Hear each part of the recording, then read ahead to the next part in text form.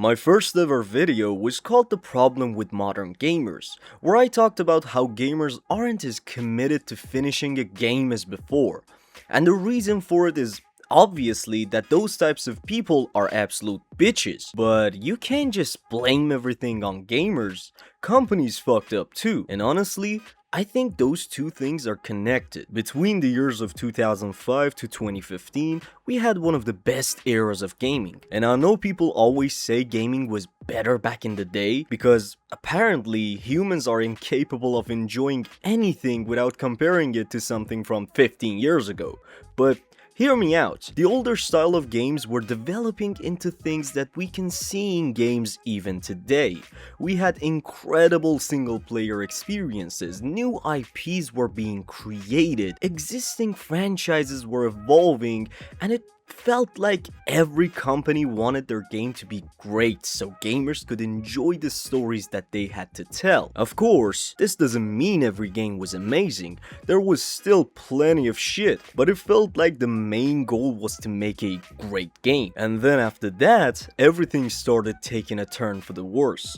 I know we had crazy years like 2018 or 2021, so I'm not saying everything after 2015 was bad. There were still plenty of amazing games, but the industry as a whole started moving in a different direction. Most games were becoming more focused on microtransactions, online modes, loot boxes, battle passes, basically anything that could convince you to spend more money after you've already bought the game. And I think the reason for this is actually pretty simple. Games became expensive as shit to make. The bigger games got, the more developers you needed. The more realistic they became, the more expensive the technology became. And the longer they took to make, the more money publishers had to spend before they even knew if the game was going to succeed. So when you're spending hundreds of millions of dollars making a game, selling it once for $70 is obviously great, but convincing the same person to keep spending money on your game for the next 5 years? Now, that's a fucking business model. And I think the fire starter for this whole thing was kinda GTA 5. Don't get me wrong, Rockstar knocked it out of the park with this game, but we all know the primary focus of this game eventually became the online mode that made this game live for years, and GTA Online became fucking massive. Now, I'm not saying GTA V invented live service games, obviously it didn't. Games like World of Warcraft, League of Legends, Team Fortress 2 and many others had already proven that you could make money from a game long after its release. But GTA V showed the industry something different. It showed them that you could take one massive blockbuster game and turn it into a platform that could keep making money for years. Other companies must have seen this and thought, wait a minute, why are we releasing a new game every few years when we can just make one game that people never stop playing? And suddenly, everyone wanted their own version of GTA Online. But the thing is, Rockstar is Rockstar. They don't miss. Even as someone who thinks GTA V is overrated now, I still know how revolutionary and great it was. So if you want to copy Rockstar's homework, you would be better off doing it yourself, because you ain't gonna copy it right. But this is just my opinion. Maybe it started somewhere else entirely and I can't remember it. Feel free to fight me in the comments. But back to the point I was making. Companies just went out of their ways to make live service games, and a lot of them didn't land. Because here's the thing, gamers don't have infinite time. There are only 24 hours in a day.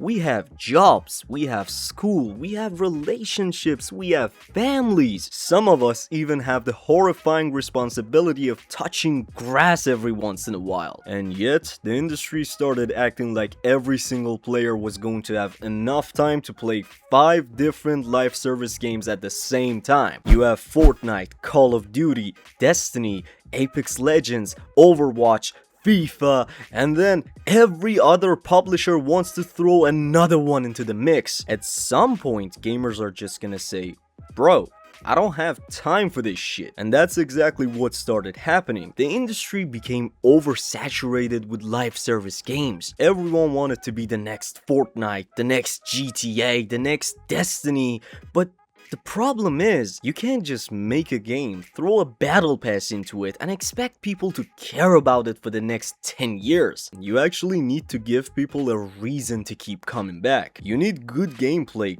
good content, you need a community, you need to listen to your players, and most importantly, you need to make a good fucking game first. And that's where I think a lot of publishers fucked up, because they weren't just making games anymore. They were making products designed around keeping you inside the game for as long as humanly possible. They wanted your attention, your time, and most importantly, your wallet. Sure, you fucked up a whole generation of gamers with loot boxes and paid rewards that if they can't get a dopamine rush every 10 minutes, they would stop playing the game. But ultimately, you failed. You just dug yourself a grave too deep to climb out of. And now, I want to make one important distinction. When I say companies, I don't necessarily mean developers. The people who make the games will always have a special place in my heart, because they are the people that made our childhood. They're the people who spent years of their lives creating the games that we still talk about today. What I'm referring to is mostly publishers. The fuckers who care about money more than Mr.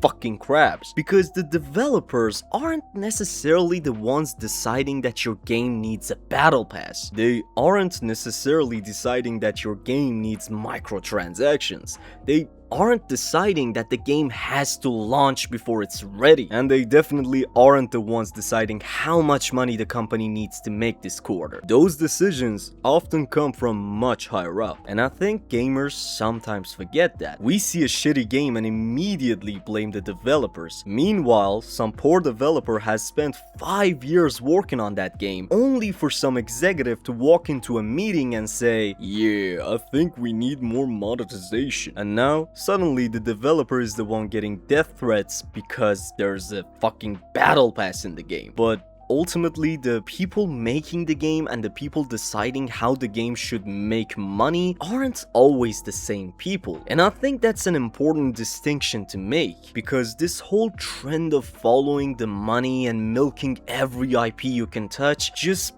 never worked the way publishers thought it would. Eventually, gamers got tired. People stopped pre-ordering. People started waiting for reviews. People started realizing that they didn't actually have to buy every fucking game that came out. And most importantly, people started saying no. And I think that's when things started changing, because recently, I feel like we were finally winning. Now, I don't know how much you follow FIFA news, but last year with FC25, there was a lot of frustration coming from the community around the direction of the series. And while I'm not going to pretend that one campaign or one boycott single-handedly forced EA to change everything, the backlash from players has become impossible to ignore. Because everyone, including me, who is a big football fan, basically started feeling like EA was never gonna make a FIFA game that actually listened to us. And when enough people start saying we ain't buying this shit, companies eventually have to pay attention. Even EA can hear us sometimes. It's just a shame it took them approximately 700 years. And then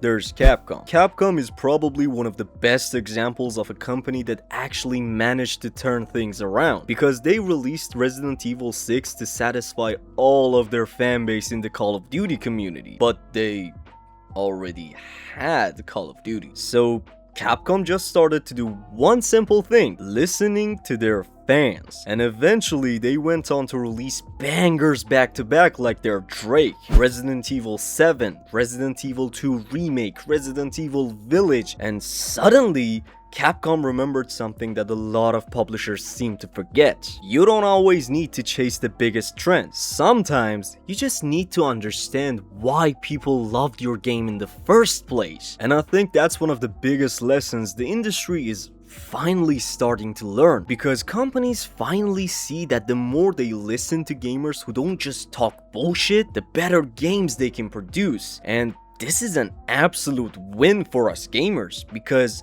maybe gamers aren't actually tired of gaming. Maybe we're just tired of being treated like wallets. Maybe we're tired of every game trying to become the one game we're supposed to play for the next 10 years. Maybe we don't want every game to have a battle pass. Maybe we don't want every game to have a fucking store. Maybe we don't want to spend 40 hours grinding for a skin.